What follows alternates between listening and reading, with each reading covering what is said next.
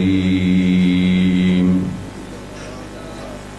بسم الله الرحمن الرحيم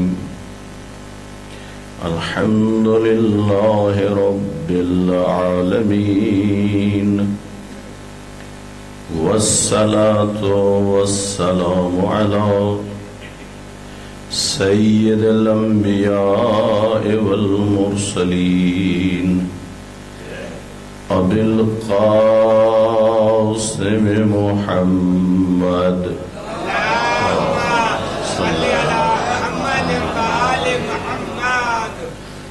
وآله الطيبين الطاهرين المعصومين أما بعد فقد قال النبي صلى الله عليه وآله وسلم خصني بالنظر وخصصته بالعلم صلوات صلى الله عليه وسلم. خداوند عالم سے دعا ہے حاجی نور محمد صاحب جو پچھلے سال اس مجلس میں موجود تھے اور اب اس دنیا پہ نہیں رہے، خداوند عالم حضرت سیدہ کے صدقے میں خدا ان کی مغفرت فرمائے، خدا ان کے درجات کو بلند فرمائے، اور ان کے بیٹے ظہور حسین، منظور حسین، مشکور حسین اور مقبول حسین اور ان کی دو بیٹیاں ہیں، خداوند عالم ان کی اولاد پر اپنا لطف و کرم فرمائے اور ان بہن بھائیوں کو آپس کے ساتھ محبت پیار کے ساتھ رہنے کی توفیق عطا فرمائے۔ اور جس بہت عرصہ پہلے آپ ملتان کے لوگ جانتے ہیں انہوں نے اس مجلس کا آغاز کیا، خدا ان کی اولاد کو توفیق بخشے اور یہ سلسلہ ہمیشہ جاری رہے۔ ان تمام دعاؤں کی قبولیت کے لیے صلوات بھیجیے۔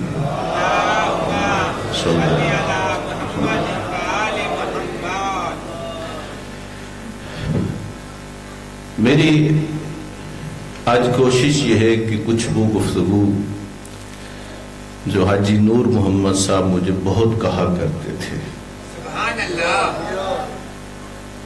تاکہ ان کے نام اعمال میں جب آج ثواب پہنچے تو ان کی خواہش کے مطابق وہ ذکر بھی ہو جائے، لیکن وہ ذکر کرنے سے پہلے چند منٹ کے لیے آپ کو زحمت دوں گا کہ یہ سارے مصائب اور مسائل بنے کیوں، جو اہل بیت نے مصائب دیکھے۔ جس وقت ابھی پرسوں آپ نے جشن مولود کعبہ کے حوالے سے پروگرام کیا، سیر حاصل آپ نے علماء سے اسی حوالے سے گفتگو سنی، چوتھے دن جب جناب فاطمہ بنت اسد اپنے ہاتھوں پہ ولی اللہ کو لے کے باہر آئی،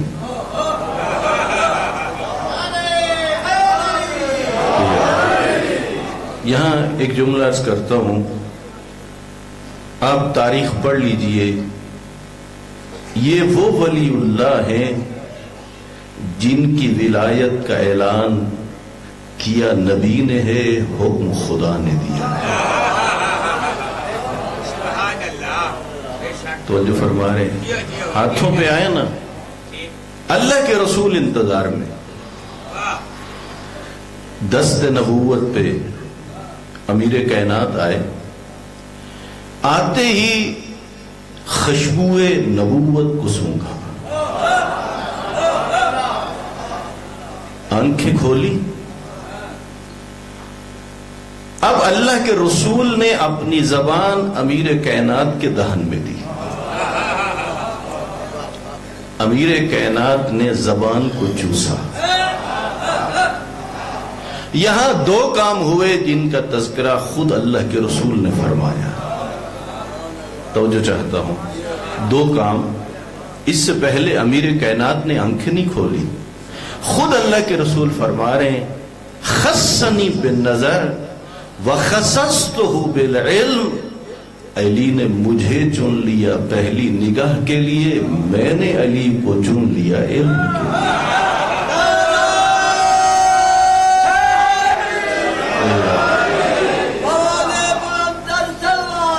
اللہم صلی علی محمد۔ پوری دنیا میں بڑی بڑی یونیورسٹیاں موجود ہیں، زمانہ بڑی ترقی کر چکا ہے، بڑے قابل اساتذہ اور شاگرد ہیں۔ پوری دنیا میں آپ کو کوئی ایسا استاد نہیں ملے گا جو ایک لحظے میں اپنے سینے کے اندر موجود علم کو اپنے شاگرد کے سینے میں منتقل کرے۔ پوری دنیا میں جتنی یونیورسٹیاں ہیں، جتنے کالج ہیں، آپ چیک کر لیں، نہیں۔ استاد کون ہے؟ سید الانبیاء۔ شاگرد کون ہے؟ سید الاوصیاء۔ جی ادھر زبان چوسی اور فوراً پیغمبر نے گواہی دے دی، انا مدینۃ العلم و علی الباب، میں شہر علم ہوں اور علی اس کا دروازہ ہے۔ وہ جو علوم اور اسرار الہی سینہ نبوت میں تھے، وہ سینہ امامت میں منتقل ہوئے۔ اس وقت بھی دنیا پہ رہنے والے ایک طبقہ وہ ہے جو نہ فقط فضائل امیر کائنات پہ ایمان رکھتا ہے، بلکہ سنتے ہی اس کے چہرے پہ مسکراہٹ آ جاتی ہے۔ لیکن کچھ وہ بھی ہیں جن کی سمجھ میں فضائل علی نہیں آتے، تو میں ان کے لیے جن کی سمجھ میں نہیں آتے ان کے لیے کہہ رہا ہوں، دیکھیے یہ جو ہمارا زمانہ ہے نا، یہ ٹچ موبائل ہے۔ جس بندے نے آج تک استعمال نہ کیا ہو، نہ جانتا ہو، اور اس کے سامنے کوئی کھول کے بیٹھے اور قرآن بھی ہو اور اس میں بہت ساری کتابیں بھی ہوں، اور اس سے کہا جائے آپ لوگے، تو یہ کہے کہ میں ٹچ موبائل تو لوں، جو کچھ آپ کے پاس ہے یہ سب کچھ میرے موبائل میں آ جائے گا۔ میرے ساتھ بولنا تھا کہ آپ بھی مولا کے ذاکر بن جائیں، آپ کیا جواب دیں گے؟ آ جائے گا۔ وہ پوچھ لے کتنے دن لگیں گے تو کیا جواب دیں گے؟ دنوں کی کیا بات ہے، انگلیاں ٹچ کریں گے۔ اور وہ اگلی بات پوچھے گا، اس میں جب جائے گا تو ادھر ختم ہو جائے گا، آپ کیا کہیں گے؟ نہیں، ادھر بھی چلا جائے گا، ادھر بھی ختم نہیں ہوگا۔ یہ کسی نبی اور امام نے تو نہیں بنایا، یہ تو عام انسان نے بنایا ہے نا۔ اس میں اتنی صلاحیت ہے تو پھر خود سوچئے جن کے صدقے میں کائنات خلق ہوئی ہے۔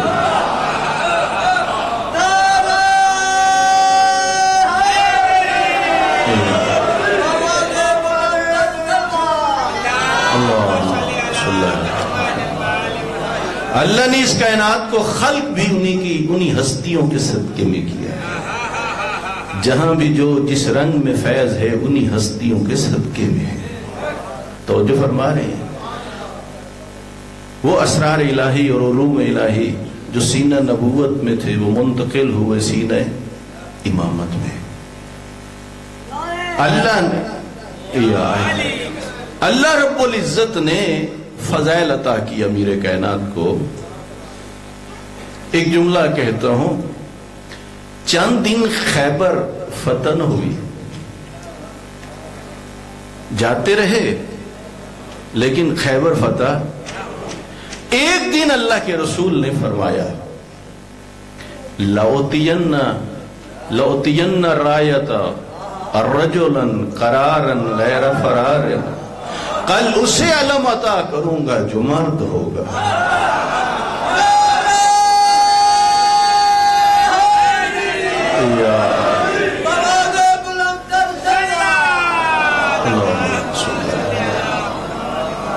اچھا پھر کچھ نشانیاں بھی بتا دی، یحب اللہ ورسولہ، وہ اللہ اور اللہ کے رسول سے محبت کرتا ہوگا۔ اگلی بات کیا کہی؟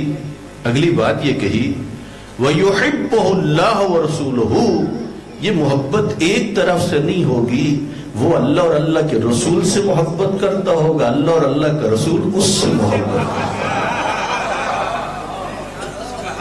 اور فرما رہے ہیں اگلی بات یہ کہی، یفتح اللہ علی یدی، اب جسے علم دوں گا خالی نہیں لوٹے گا، اللہ اس کے ہاتھوں پر فتح رکھ دے گا۔ مورخین نے شیعہ سنی مورخین نے لکھا ہے، ہائی سب بڑی حسرت پیدا ہوئی، جتنے لوگ وہاں پر موجود تھے بڑی حسرت پیدا ہوئی، یہ اتنی ساری صفات کے ساتھ علم ملے گا، اور اللہ کے نبی کہہ رہے ہیں اب جو کچھ کہہ رہے ہیں ویسے ہی ہوگا۔ تو بڑی تمنا تھی کہ یہ علم کس کو ملے، مجھے، کسی ایک کو نہیں، ہر ایک کو تمنا تھی۔ لیکن جب اگلا دن آیا اور سب دیکھ رہے تھے اللہ کے رسول کی طرف، اور بعض اپنے زانوؤں پہ بلند ہو کے، کچھ پیچھے کھڑے ہو کے وہ اللہ کے رسول کو دیکھ رہے تھے، اللہ کا رسول دیکھ رہا تھا علی کہاں۔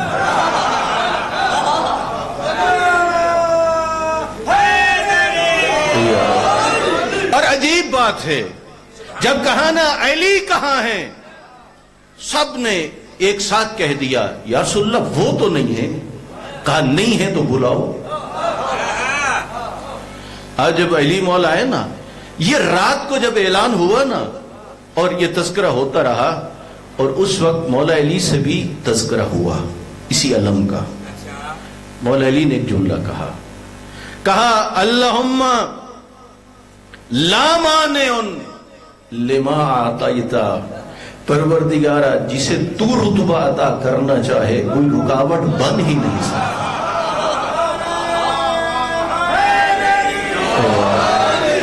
غور فرمانا ولا موتن لما منعتا، اور کہا پروردگارہ جسے تو عزت نہ دینا چاہے اسے کوئی عطا نہیں کر سکتا۔ جو فرما رہے ہیں تو یہ عزتیں، یہ فضائل کس نے عطا کیے؟ اللہ نے۔ لیکن جو فضائل بڑھتے گئے، حسد اور کینہ بغض رکھنے والے بھی کیا ہوتے گئے؟ بڑھتے گئے۔ غور فرمانا، حتیٰ کہ اسی زمانے میں جناب ابو ذر کو کہنا پڑ گیا نحن قلنا نعرفین المنافقین بفضائل علی ابن ابی طالب۔ پیغمبر کے زمانے میں پتہ چل جاتا تھا جب پیغمبر علی کے فضائل بیان کرتے تھے، مومن کون ہے منافق۔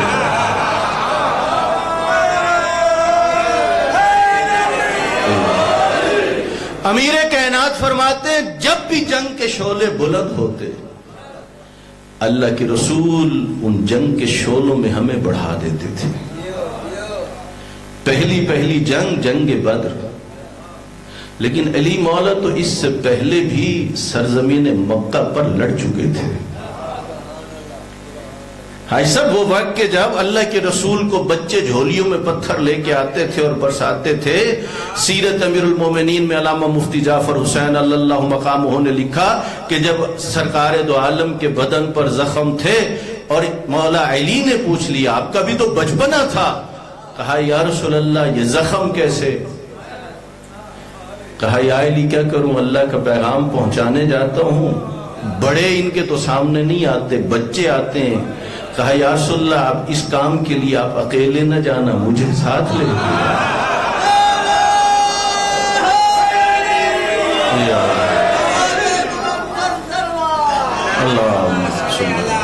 اور میرے مولا وہ ہیں جن کے قصیدے دشمنوں نے بھی پڑھے۔ اور فرمانا کس نے؟ مخالفوں نے۔ جب امیر کائنات نے ان بچوں کو پکڑا تھا نا اور انہیں پھینکا اور وہ گرتے تو وہ روتے ہوئے جاتے اور ایک جملہ کہتے جاتے تھے جو مولا کا قصیدہ بن گیا۔ آنے والے بچوں سے کہتے تھے حاذا قزیم، خیال رکھنا آج اس سے واسطہ پڑ گیا جو ہڈی پسلی توڑ کے رکھا۔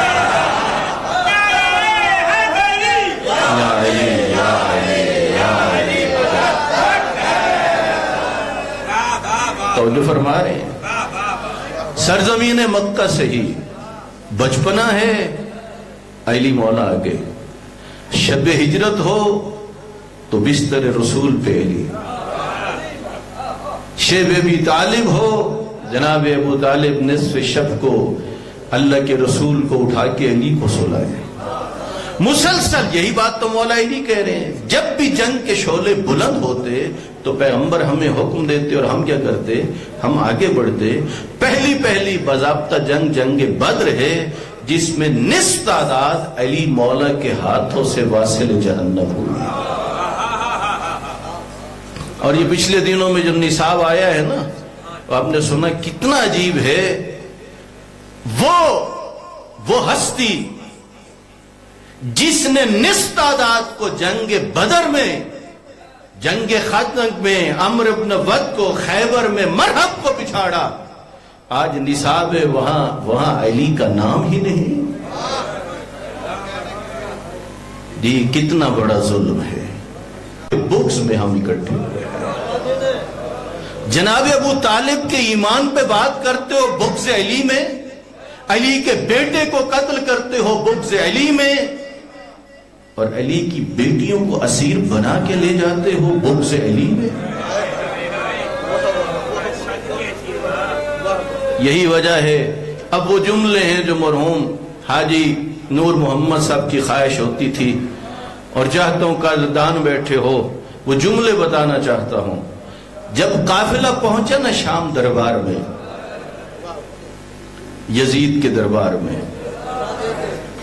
یہ لعین اپنے تخت کی اوپر والی سیڑھی پہ بیٹھا ہے، مختلف ممالک کے سفیر اور مختلف لوگ کرسیوں پہ بیٹھے ہیں۔ اسی دربار میں نوکے نیزے پہ شہدائے کربلا کے سر ہیں، نبی کی امانتیں رسن بستہ کونے میں بیٹھی ہیں۔ اسی تخت کی نچلی سیڑھی پر ایک تشت ہے جس کے اندر اسی کا سر ہے جو مہر نبوت کا سوار ہے۔ منظر ذہن میں آ گیا۔ یہاں بیٹھ کے اب یزید اپنے اقتدار کے نشے میں، اپنی طاقت کے نشے میں کہتا ہے لعبت ہاشم بالملک، بنو ہاشم نے یہ ملک کی خاطر، اقتدار کی خاطر کہا تھا کہ وحی اترتی ہے اور فرشتہ آتا ہے، کہنے لگا فلا جاء ملک ولا وحی نزل، نہ کوئی فرشتہ آتا ہے اور نہ کیا ہے وحی۔ اب بات کو ذرا ٹھہر کے سمجھنا، یہ کس نے کہا تھا کہ میرے اوپر وحی اترتی ہے؟ اللہ کے رسول نے۔ کون فرماتا ہے کہ میرے اوپر فرشتہ اترتا ہے؟ اللہ کے رسول۔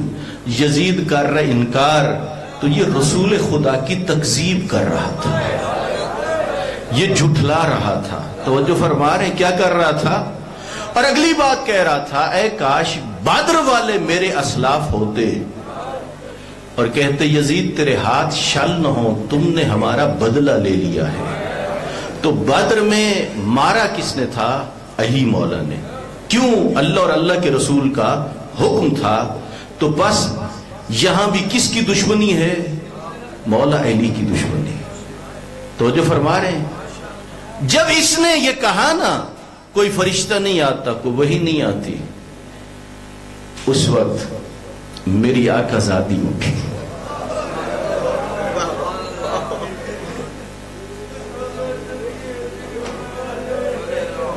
کبھی سوچا کریں دو ہستیوں کے بارے میں، ایک ششماہے کے بارے میں، دوسرا سوچا کرو علی کی بیٹی کے بارے میں، امام لے کے کیوں آئے؟ ہاں یہ وہ جگہ تھی جہاں ضروری تھا کہ علی کی بیٹی اس بدبخت کو اب جواب دے۔ اب جو جملے میری آقا زادی نے، اب ظاہر ہے جتنا وقت ہے اس کے اندر ہی بیان کرنا ہے، وہ تمام جملے تو بیان نہیں ہو سکتے، لیکن کچھ جملے عرض کرنا چاہتا ہوں۔ ہوتا پتہ کیا ہے؟ جب قیدی دربار میں لائے جائیں نا، اس وقت قیدی اپنی مرضی سے کچھ نہیں کر سکتے، بڑی خواہش ہوتی ہے کہ مجھے بڑے استقبال سے اور بڑے لفظوں سے نوازا جائے، لیکن نہیں، اگرچہ رسن بستہ تھی، بھائیوں کے لاشیں کربلا میں چھوڑ کے آئی تھی، سارنوں کے نیزے پہ ہیں،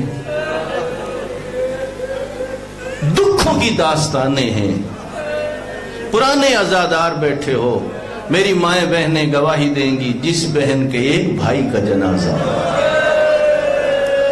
بہنوں کی ہمتیں ختم ہو جاتی ہیں۔ کہہ دوں ظاہری امکانات زندہ رہنے کے نہیں تھے، کیوں زندہ رہ گئی؟ اس لیے کہ اللہ کا دین بھی بچانا ہے، نانے کی شریعت بھی بچانی ہے، بھائی حسین کی شہادت کو بھی زندہ رکھنا ہے۔ اب میری آقا زادی نے، بیوی نے کہا، آج ظننت یا یزید، اے یزید، کیا تو نے یہ گمان کر لیا ہے کہ آسمان و زمین کے دروازے ہم پر بند کر کے تیرا مقام بڑھ گیا ہے؟ تو سمجھتا ہے ہماری شان کم ہو گئی ہے؟ فرمایا نہیں، یقین کیجئے بہت مشکل تھا یہ مرحلہ۔ بی بی گفتگو کرتے کرتے بی بی نے اتنا کہا من العدل یا ابن الطلقاء، بی بی کہتی ہیں، او ہمارے آزاد کیوہوں کی اولاد، کہ یہی انصاف ہے؟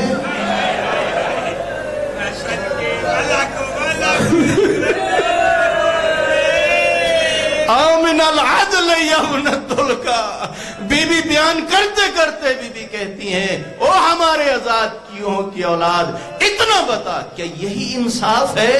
تیری عورتیں اور کنیزیں پردے میں ہو، نبی زادیاں بغیر چادروں کے۔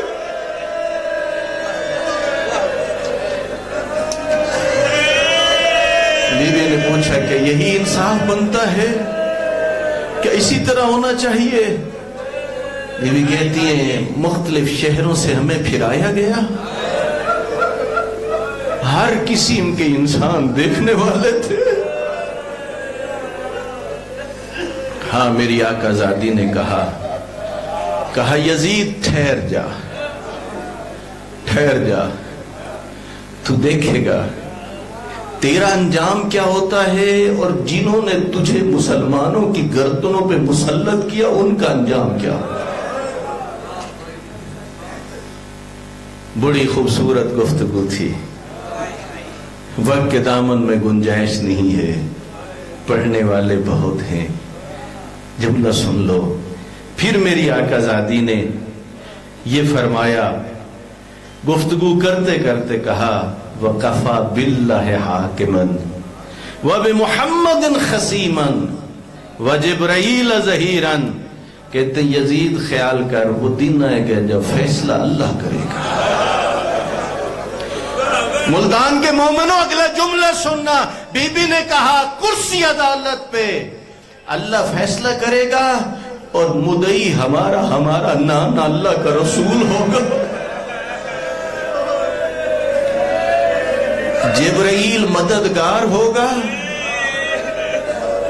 اس وقت تجھے پتا چلے گا، اور تو کہے گا کاش میرے ہاتھ شل ہو جاتے اور میں ایسی حرکت نہ کرتا، میں ایسا کام نہ کرتا۔ لیکن بی بی گفتگو کرتے کرتے عجیب جملہ ہے جو میری آقا زادی نے کہا، کوشش کر رہا تھا نا یزید امام حسین کا نام مٹ جائے، کوشش کر رہا تھا نا پیغمبر کی شریعت ختم ہو جائے۔ اب میری آقا زادی نے کہا، فَوَاللَّهِ لَا تَمْحُ ذِكْرَنَا، اے یزید یاد رکھنا، خدا کی قسم تو ہمارے ذکر کو ختم نہیں کر سکتا، تو وہی کو موت نہیں دے سکتا۔ میں جانتا ہوں آپ میں سے بہت سارے کربلا کے زائر بیٹھے ہو، جو کربلا ہو کے آئے ہو، سنتے آئے ہو نا، اب ذہن میں بناؤ وہ دن جب یوں کھڑی تھی،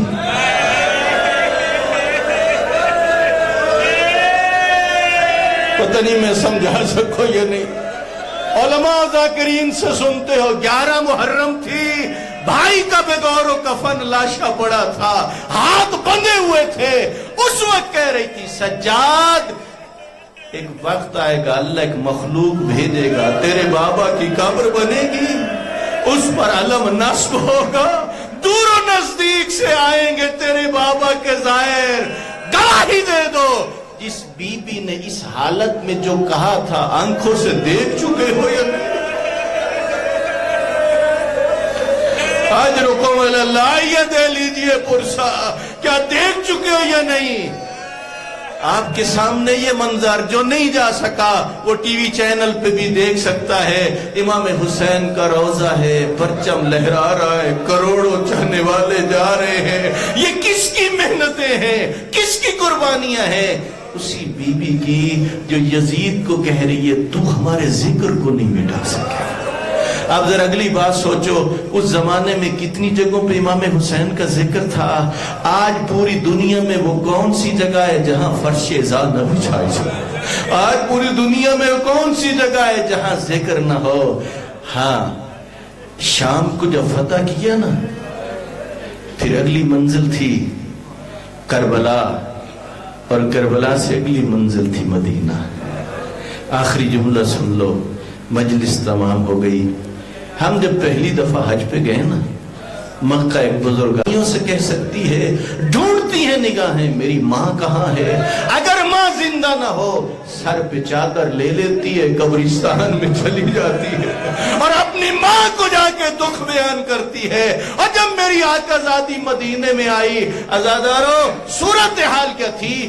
علماء کہتے ہیں نانا کی قبر پہ آہستہ آہستہ آئی، بھائی کی قبر پہ آہستہ آہستہ آئی، اور لیکن جب ماں کی قبر پہ آئی تو بھی دور پڑی، ماں کی قبر سے لپٹ گئی۔ مدینہ شہر ہے، ماں کی قبر ہے، ذکر کرنے والی میری آقا زادی ہے، اور ذکر کربلا والوں کا رو رو کے بتاتی ہے، اماں تجھے کیا بتاؤ تیری بیٹی پہ کیسی قیامت ہے، الا لعنت اللہ علی القوم۔